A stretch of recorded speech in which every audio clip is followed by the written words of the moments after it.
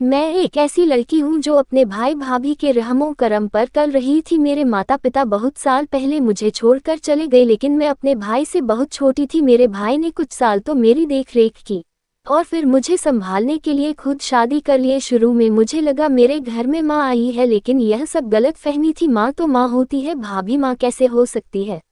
कुछ ही दिनों में भाभी ने भाई के कान भर भर के मेरे खिलाफ कर दिया। मैं बहुत छोटी थी, भाभी ने मेरी पढ़ाई छोड़ा दी। उनके हिसाब से मैं पढ़ाई में बहुत डल हूँ, इसलिए मैं पढ़कर क्या करूँगी, घर का काम सीख लूँगी तो गए घर मुझे आसानी होगी। इस पर भैया भी मान गए। धीरे धीरे घर के सारे कामकाज भाभी के मेरे जिम्मे हो गए। मैं सुबह 4 बजे से लेकर रात के 12 बजे तक घर के सारे काम करते हैं। घर में जानवर भी थे, गाय भैंसों का दूध निकालकर उनका गोबर साफ करना, फिर नाश्ता बनाना, फिर दोपहर का खाना बनाना, बच्चों को नहलाना, स्कूल में जाकर छोड़ना, स्कूल से लाना, शाम का खाना बनाना, शाम का चाय नाश्ता करना, हर काम मेरे जिम्मे पर था। इस तरह मुझे रात के 12 बजे जाते।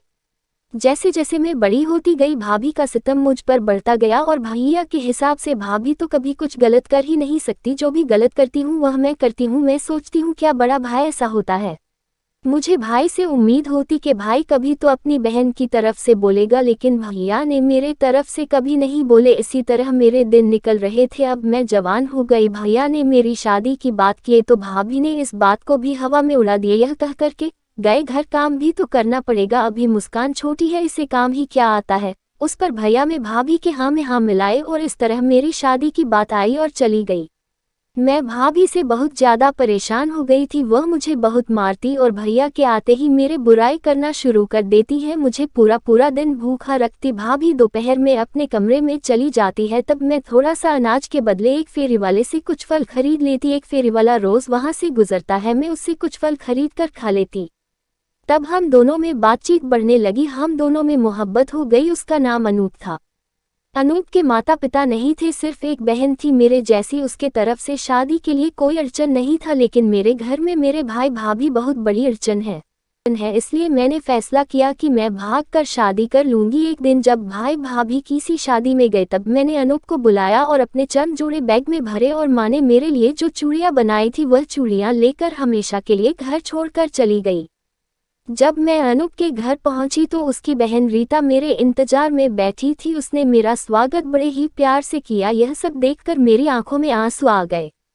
आज मुझे माँ बहुत याद आई। फिर हमने खाना खाए और पास के मंदिर में जाकर शादी कर ली। मेरी नई जिंदगी की शुरुआत हुई। अब मैं घर के सारे काम करती हूँ, लेकिन इनको करने में खुशी मिलती क्योंकि यह मेरे खुद के घर के काम है। मैं रीता को काम नहीं करने देती, उसे पढ़ाई का बहुत शौक था, वो पढ़ाई करती तो मुझे कोई इतराज नहीं होता। रीता अब बड़ी हो गई। अनूप ने रीता के लिए बहुत ही अच्छा रिश्ता देखा और फिर रीता की रजामंदी से उसकी शादी कर दी और वह अपने घर की हो गई।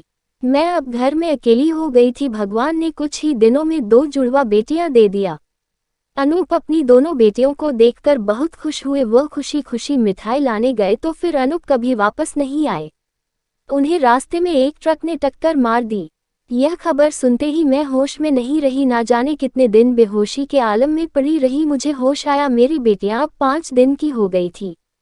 मैं अपनी बेटियों को देखती तो दिमाग में अनूप आ जाते और मैं फूट फूट कर रोती। शुरू में तो मुझे बहुत भारी गया अकेले घर में रहना 2 बेटियों के साथ। मैं सोचती अकेले जिंदगी कैसे कटेगी, सोच सोच कर परेशान हो जाती है। पूरी रात नहीं सोती। घर में हर चीज मौजूद थी सिवाय राशन के। मैंने पास ही के एक घर में सफाई का काम करना शुरू कर दिया। मुझे इतना महाना आ जाता कि मेरी बेटियों का और मेरा गुजर हो जाता।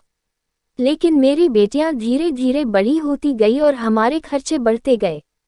अब मैंने स्कूल में नौकरी ढूंढ ली। आया कि नौकरी से मुझे इतने पैसे आ जाते कि मैं अपनी बेटियों का गुजारा अच्छे से करने लगी।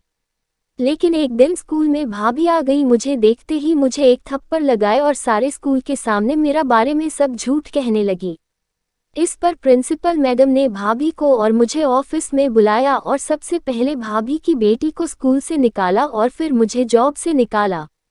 मैं घर वापस आ गई। शाम को रीता घर आई और मुझसे कहा, भाभी आज स्कूल में जो कुछ हुआ वह हमें पता चला, आप ऐसा क्यों नहीं करती, दूसरी शादी कर ले। इस पर मैंने रीता से कहा, चाहे कुछ भी हो जाए मैं अपनी बेटियों की जिंदगी मुश्किल नहीं बना सकती, मैं अकेली ही अपनी बेटियों की परवरिश करूंगी। इस पर रीता ने कहा, आप ये शहर छोड़कर दूसरे शहर में शिफ्ट हो जाए। रीता ने ही मेरे लिए एक जॉब का इंतजाम किया।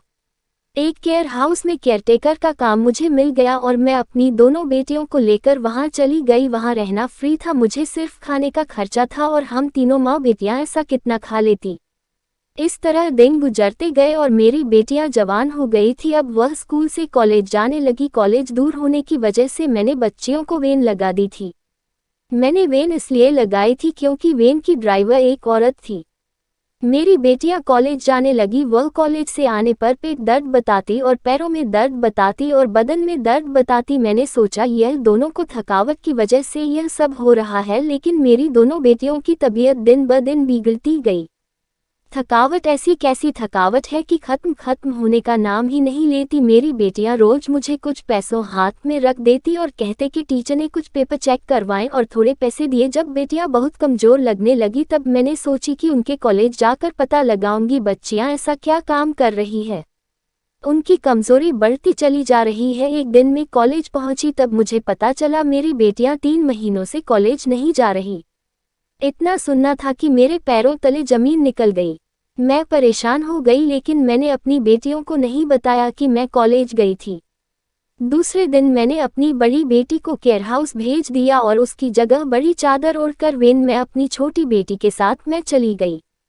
मैं वैन एक सिग्नल के पास रुकी। ड्राइवर ने पीछे मुड़कर हम दोनों से कहा कि चलो उठो जल्दी से और आज अच्छा काम करना। तुम लोग जितनी ज्यादा भीख मांगोगे हम तुम्हें इतना ज्यादा हिस्सा देंगे। इतना सुनना था कि मैं अपने चेहरे पर की चादर हटा ली और वैन के ड्राइवर को बोली, बहुत हो गया मेरी बेटियों के साथ खिलवाड़, अब मैं तुम्हें और मेरी बेटियों का इस्तेमाल नहीं करने दूंगी। तब मैंने अपना मोबाइल फ़ोन निकाला और बोली, अगर तुम आगे बढ़ी तो मैं पुलिस को कॉल कर दूंगी। इतनी देर में हम दोनों में हाथापाई हुई। तब मेरी बेटी ने पुलिस को कॉल कर दिया और उस औरत ने हमें वैन से बाहर धकेल दिया और वैन लेकर भाग गई। लेकिन हमें वैन का नंबर पता था। उसके बेस पर पुलिस वालों ने उसे शाम तक घर दबोचा।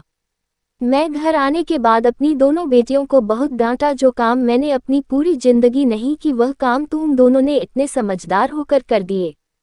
इस पर मेरी बेटियों ने कहा, मम्मी हम बहुत शर्मिंदा है, आइंदा ऐसी गलती नहीं करेंगे। वह हमें धमकी देती थी कि वह आपको गुंडे भिजवा कर मार देंगी, इसलिए हम यह काम करते रहे। अब वादा करते हैं कि आपसे कोई बात नहीं छू पाएंगे।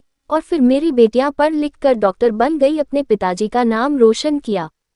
जो अपनी माँ से प्यार करता है वो इस चैनल को लाइक शेयर और सब्सक्राइब जरूर करें और घंटी के आइटम को दबाना ना भूले।